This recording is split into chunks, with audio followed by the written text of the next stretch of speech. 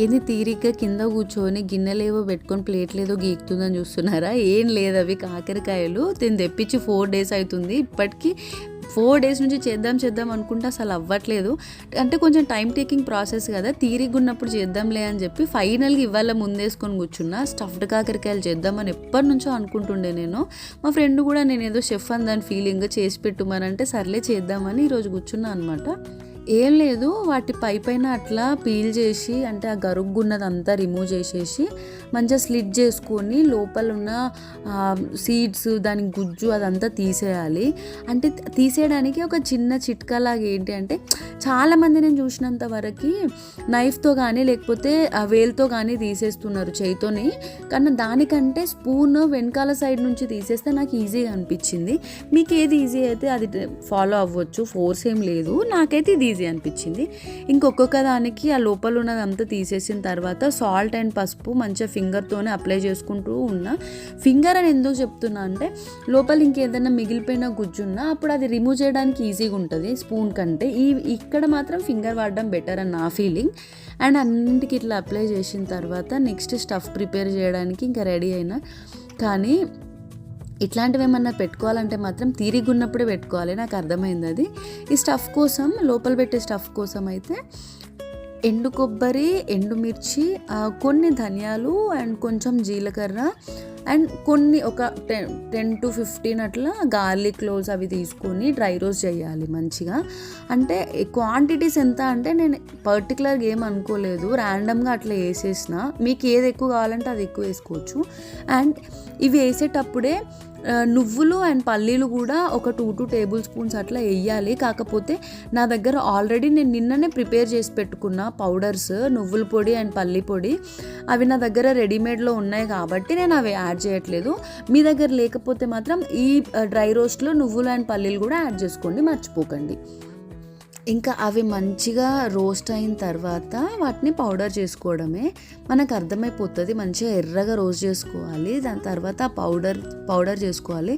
యాక్చువల్గా నేను పల్లి పొడి అండ్ నువ్వుల పొడి యాడ్ చేసేటప్పుడు కూడా వీడియో తీశాను, అంటే ఈ స్టఫ్ మిక్స్ చేసేటప్పుడు కూడా.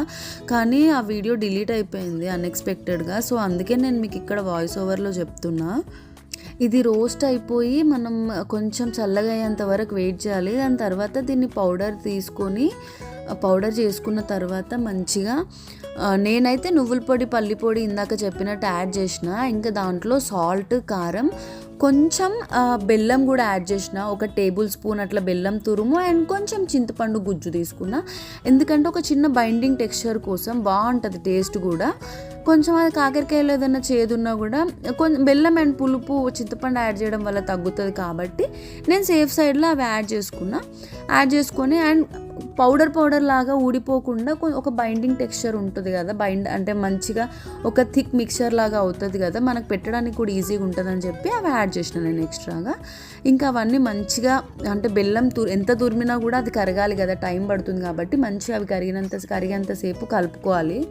నీట్గా కలుపుకున్న తర్వాత ఒక్కొక్కటి తీసుకొని స్టఫ్ పెట్టాలి. కానీ సీరియస్లీ ఇదంతా ఎంత లాంగ్ ప్రాసెస్ అయిందంటే ఒక 45 minutes పైన పట్టింది ఈ ప్రాసెస్ అంతటికి. అంటే మనం ఒక్కొక్క కాకరకాయ తీసుకొని దాన్ని పీల్ చేయాలి, దాని తర్వాత స్లిట్ చేయాలి, లోపల ఉన్నదంతా తీసేసిన తర్వాత స్టఫ్ ప్రిపేర్ చేసుకున్నాక కూడా ఒక్కొక్కటి తీసుకొని స్టఫ్ ఫిల్ చేసుకోవాలి. సీరియస్లీ అంటే తీరిపోయింది నాకైతే. చాలా ఓపిక ఉండాలి ఇట్లా. అందుకే చెప్పిన, ఇట్లాంటి పనులు మనము ఇంట్లో పని లేనప్పుడు పెట్టుకోవాలి, పని ఉన్నప్పుడు పెట్టుకుంటే మాత్రం ఇంకా బిస్కెటే. ఇంకా హైలైట్ ఏంటంటే ఈ ఫ్రైడే రోజు మా ఆయన వాళ్ళకి పాట్లక్ ఉంది, స్పెషల్గా ఇదే చేసి పెట్టు అని అన్నాడు. ఆఫీస్ పాట్లక్ అంటే మినిమం 50 చేయాలనుకుంటా, ఇప్పుడంటే 10-20తో సరిపోయింది. కానీ ఏం చేస్తాం, అడిగిన తర్వాత చెయ్యను అని చెప్పలేం కదా, ఇంకా చేయడానికి మైండ్ ప్రిపేర్ చేసుకోవాలి, ఇంకా తప్పదు. మంచిగా ఇవన్నీ స్టఫ్ పెట్టిన తర్వాత ప్యాన్లో ఆయిల్ వేసుకొని, ఆయిల్ కొంచెం వేడైన తర్వాత ఒక్కొక్కటి దాంట్లో ప్లేస్ చేసుకోవాలి మంచిగా. దీనికి కొంచెం బేస్ వెడల్పుగా ఉండే కడాయి అయితే ఇంకా బాగుంటుంది. ఎందుకంటే ఒకదాని మీద ఒకటి పెట్టకుండా మంచిగా అన్నీ కింద బేస్కి తగులుతుంటే మంచిగా ఫ్రై అవుతాయి కదా. సో నేను కొంచెం అంటే నాకు తక్కువ ఉన్నాయి క్వాంటిటీ కాబట్టి అండ్ చిన్న ఉన్నాయి కాబట్టి నాకు దీంట్లో సరిపోయింది. ఒక్కొక్కటి మంచిగా కింద ఆయిల్కి తగిలేలాగా వేసుకుంటే బాగుంటుందని నా ఫీలింగ్. అండ్ ఇది అయిపోయింది అంటే మూత పెట్టుకొని కొంచెం సేపు మగ్గిన తర్వాత తిప్పుకోవాలి, మళ్ళీ తిప్పుకొని మగ్గించి ఇంక ఇదే ప్రాసెస్ ఎవ్రీ 5 minutesకి అట్లా చూసుకొని మాడిపోకుండా ఎక్కువ అంటే నల్లగా అవ్వకుండా తిప్పుకుంటూ ఫ్రై చేసుకుంటూ ఉండాలి. ఫైనల్గా ఒక శుభముహూర్తంలో ఇవి అయిపోయినాయి అనమాట, అవ్వడము ఫ్రై అయిపోయినాయి. అంటే ఎంతసేపు పట్టిందని అయితే అడగండి, ఎందుకంటే నాకు కూడా తెలీదు. తిప్పుతున్నా 10 సార్లు అటు ఇటు తిప్పిన తర్వాత అయిపోయింది అది. అందుకే తీరిగ్గా ఇంట్లో ఉన్నప్పుడు చేసుకోవాలి డిష్ అని ఇందాక చెప్పింది. ఈ డిష్ నేను కూడా యూట్యూబ్లో చూసిన చేయడానికి అని చెప్పి చూసినప్పుడు ఎవ్వరు బెల్లం అండ్ చింతపండు యాడ్ చేయలేదు. ఆ 2 ఇంగ్రీడియంట్స్ నేను కస్టమైజ్ చేసి యాడ్ చేసుకున్నాను అనమాట, నాకు నచ్చినట్టు. నాకు ఇష్టం బేసిక్గా కొంచెం కారం అండ్ పులుపు అండ్ స్వీట్ ఉంటే డిష్ బాగుంటుంది అండ్ ఇలాంటివి బాగుంటాయి అని నా ఫీలింగ్. అందుకే నేను అవి 2 యాడ్ చేసిన.